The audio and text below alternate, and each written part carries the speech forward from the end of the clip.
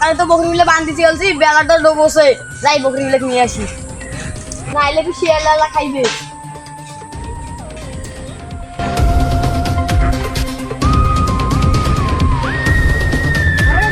ওটা কে রে? ওটা ছুটি আছে, যা দেখি আসি।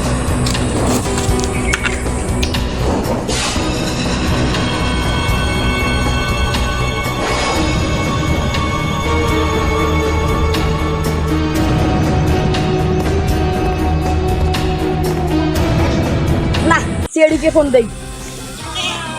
Hello CID.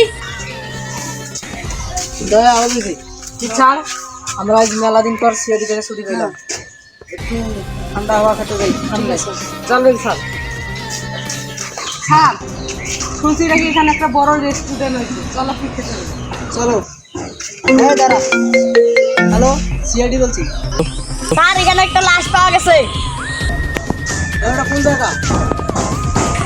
চ্যাংমারি জলবিশেষের বাড়ির সামনে আমের বাগানের ভিতরে। আচ্ছা ঠিক আছে, তাহলে আমরা আসতেছি, আপনি ওখানে থাকেন। আচ্ছা তাহলে আসেন। পারবেন? আচ্ছা ঠিক আছে, আপনি ওখানে থাকেন, আমরা আসতেছি। দয়া অভিজিৎ কি চার আর তো বেড়া হলো না, কেস আছে, চলো।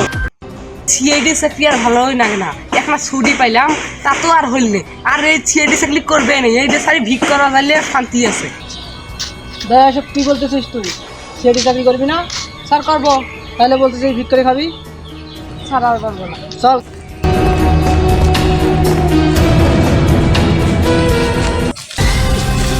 হ্যাঁ অভিজিৎ এই বাগানে কথা বললো না? হ্যাঁ স্যার।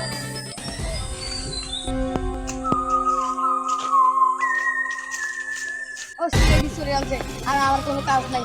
স্যার এখানে লাশ। দয়া অভিজিৎ তাহলে এখানে লাশ ডাক্তারছে। হ্যাঁ স্যার চলেন। তা আপনি ফোন দিছিলেন আমাদেরকে? হ্যাঁ স্যার। স্যার আমার মেলা কাম আছে, আমার বকরিগুলো যে কোথায় গেছে, শিয়াল টেল খাইলো নাকি সেটাও দেখতে হবে তো। তাহলে যাই স্যার। ঠিক আছে ঠিক আছে চল।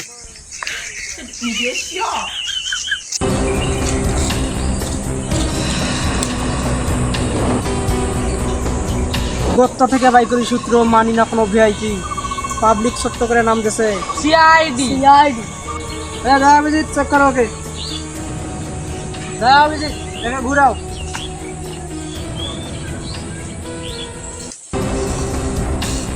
হ্যাঁ তুই চাপে নাও না, তুই পড়ে যাবে ওকে।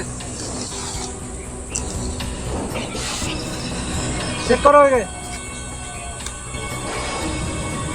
স্যার এর কাছে 15 টাকা পাওয়া গেছে আর একটা ডেরাক্সের বোতল। স্যার একটা সিরোনি আর একটা ইনজেকশন পাওয়া গেছে।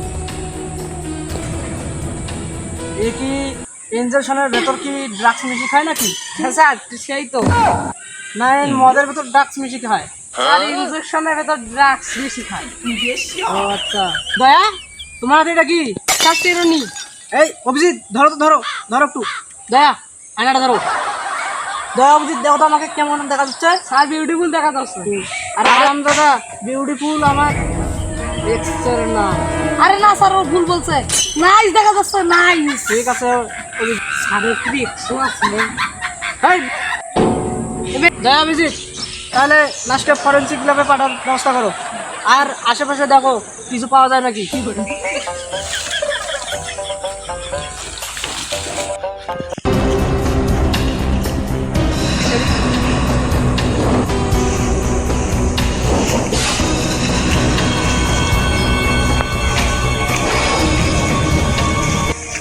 অভিজিৎ কি স্যার? কিছু পাইছেন? না স্যার কিছু এখনো পাইনি। তাহলে দেখো আশেপাশে ভালো করে দেখো। অভিজিৎ এখানে আসো। স্যার অভিজিৎ দেখো তো এটা কিসের বোতল? স্যার যে গন্ধ, মদের গন্ধ হয়। দেখি দা। হ্যাঁ স্যার ঠিক বলছে। তার মানে কি এই কি মদ খাইতো নাকি? না স্যার, উনি বুঝি এখানে মদ খেয়ে কে শ্যাম যদি মারিয়ে দিয়ে। যাই হোক একটা তো সূত্র পাওয়া গেল। হ্যাঁ স্যার। এই বোতলে দেখা তো কোনো ফিঙ্গার ওটা ল্যাবে যা চেক করবো। অভিজিৎ এটা ল্যাবে পাঠিয়ে দাও। ঠিক আছে স্যার। দেখা যাক ফিঙ্গারপ্রিন্ট পাওয়া যায় নাকি এতে। তাহলে আর কিছু পাওয়া গেল না?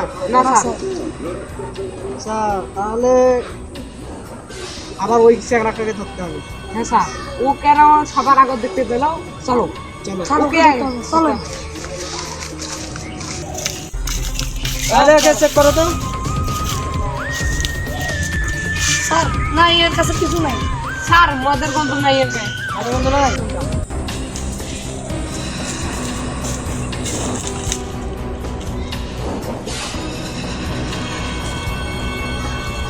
কিছু একটা 5 মাস একটা বেতন দেয় নাই মোর বিলটাও ছিঁড়ে দিছে বিলটাও কিনতে পারছো না টাকা দেখো তুমি জানো কি বুঝবেন নাই এই 1 তারিখ পার হয়ে গেল আমার জুতে গুলো গেছে ছিঁড়ি কোন দিন যে মাসের বেতন দেবে যাও তাহলে কয়া দেখো দেন আচ্ছা শোন, তোরা যে আমার নামে বদনাম করলি, আমি তো এখনো টাকা পাই নাই, তোমাদের দেবো কোথা কি? ও স্যার ঠিক আছে এই মাসের মাসের বেতনটা পাইলে আমাকে বলেন স্যার আমার জুটাই ছিঁড়ে গেছে।